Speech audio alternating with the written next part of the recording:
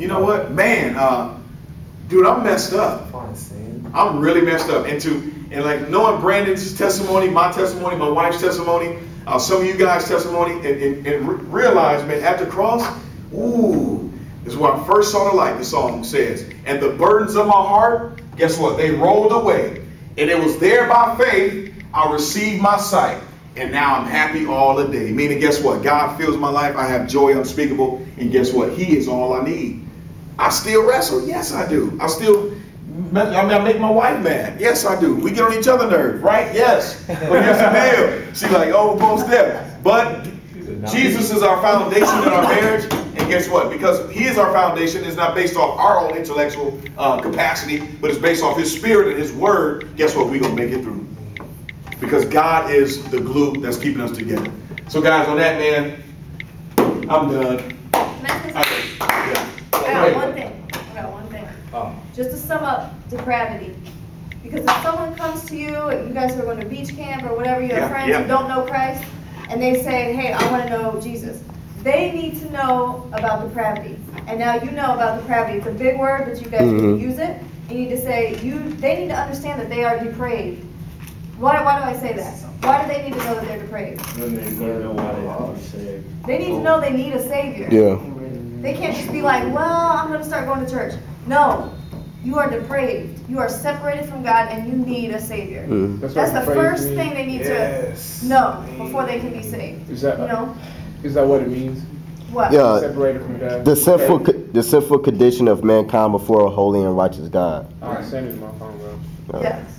And that's what they need. I'm sorry. No, you good. Keep going. I just want to say, go ahead. Oh, just real quick. That's what, before someone can be saved, they need to know they need a Savior. They need to know they need to know about depravity. They need to know Romans 3:23. That all have sinned and fall short of the glory. If you don't know that you need a Savior, you can't just start going to church and think you're saved. You can't just start living right. That's true. You'll never make a change. You'll never make a change. You know what I mean? It's like it'd be like a hamster in the what are the things? You ain't going nowhere. Right? Then you going somewhere. Then you go exactly. You working up a sweat. You think you're doing work. Later, you've been in the same spot. I just said last thing, then I gotta go. White girl waiting on me. What? I just think that's the biggest thing that we don't tell you. First of all, when you get saved, or when it happens that you with a problem and there's something wrong with you. You know what I'm saying? And if we're gonna keep it real, we come up in that all the time, because you got people living around this area that. What am I missing? What am I missing? I got money, I got power, I got girls all around me, I got parents that'll give me anything. I'm going to a private school where it's getting paid for. I'm getting the best education in the world. I can probably go to any college I want to. What am I missing? We have to put the separation from God as the biggest thing that's missing. You know what I'm saying? That's where it is. That's what we're searching for. You know what I'm saying? Like through all the drinks, through all the weed, through all the sports accolades. You know what I'm saying? All the letters we get, whatever it may be. Like that's bigger than all that. You know what I'm saying? And here's the reality. We're gonna have to. It's gonna maybe take years for some of us. It's gonna take years for some of my boys. I know some of my boys, they ain't gonna learn it until they on the floor, face down, where it's just them and God. You know what I'm saying? It's just.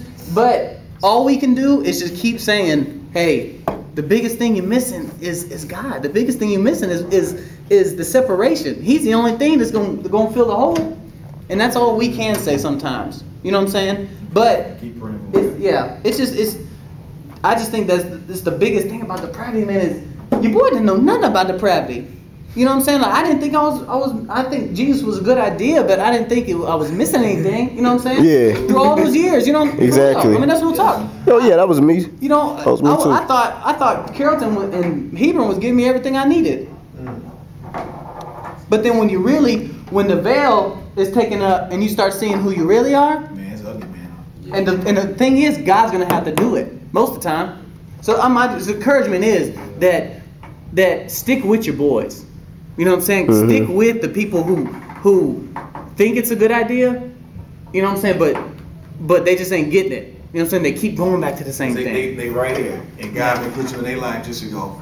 You know, this the world, this is Christ. And he put y'all there to go and encourage them this way, right? And to love on them and so on and so forth, and be Christ to them. That's what Christian means, and little Jesus. So, good word, B. I mean, it's a lot, guys. Trust me, it's so much I didn't unpack. That's kind of a quick synopsis. I mean, this can literally be a 4-month course. Just this book alone. All right. And to one thing to sum it up, you know, I was watching this thing earlier with how we was talking about like the gospel, like basically summing up what you were saying is like how people be like, well, I ain't never murdered nobody, you know what I'm saying? And it's like, Jesus said, if you hate somebody, you've murdered them in your heart. So if you take away all the commandments and just leave murder, I bet you everybody on this world have murdered someone. Yeah. Including myself. James talks about that. Yeah, I mean, and that's crazy how the thing in where is it? I think Matthew was like, if you look at a woman in a lustful way, you've already committed adultery in your heart. That's just crazy. Right. Just looking at a girl in the wrong way. It's not external. Take the camera. It's not external. It's not an external thing like the Old Testament, because the 10 Commandments were tablets that externally they can see. But the issue wasn't externally. The issue with Israel and mankind in the Old Testament was it was a heart issue. They needed a blood transfusion. Jesus had to come through 42 generations and be that blood atoning piece, because putting a ram or a goat or a lamb on the altar that was still blemished, if you will, wasn't going to do the job. But the only person that can satisfy 100% the wrath of God towards sin was the Son. And so when Jesus died, guess what? Hey, Jesus said, look, it's a heart issue. When he hit the scene, it's like, look, man, your thoughts are wrong. Man, why you must? You done murdered that person in your heart. You're like, man, what you talking about? I ain't did nothing. You hate them, don't you? Yeah, they get on my nerves. Well, I mean, really, in essence, is what he's saying, because it's a heart issue. It's a heart issue, guys. And so that's why you got to get Jesus in there. Because the heart, Jeremiah says the heart is wicked beyond what? The heart is deceitful beyond all things. Beyond all things, who can know it? But right after it says, God knows it. Like, I put it on the spot. God knows it, right? God knows it. And guess what? Of course, he's in the Son, man, to fill that void. Man, we got to go. Man, we could be here all night answering questions. But guys, this is my heart.